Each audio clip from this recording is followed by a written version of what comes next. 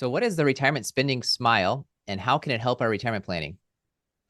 So the retirement spending smile, that's based on some research from David Blanchett that just shows it's the idea that, well, to put it in context, the 4% rule assumes you're always going to increase your spending for inflation every year throughout retirement.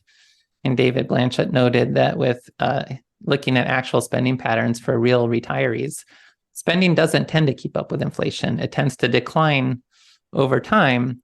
But then late in life, there can be the long-term care events, big healthcare bills, and so forth. And so in real terms, spending declines from the 60s into the 80s, and then it may start to pick up again late in life. And so that creates a smile shape for the spending pattern. And then the big point of that, though, is the assets you need to fund that sort of spending pattern are notably less than the assets you would need to fund a constant inflation adjusted spending pattern. And I even simulated based off of David Blanchett's pattern that he developed, you could retire with 17% less assets if you knew that you were going to have the spending smile shaped lifetime spending need versus assuming you'd always have to adjust your spending for inflation. Yeah, I think what it does too, which is great, is it recognizes that you generally spend more at the beginning of your retirement, probably even more than you expect. And also too, just even thinking of maximizing happiness.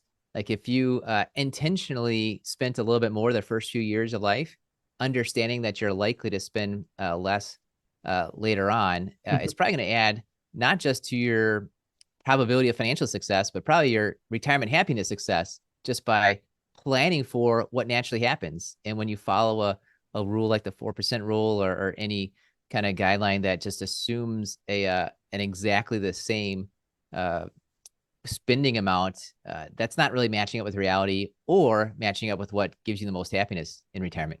Right. Like I framed it as you could retire with less assets, but another way you could frame that is with a given asset base, you could have a much more enjoyable early retirement period because you wouldn't have to be as worried about keeping up with inflation over the long term. Good.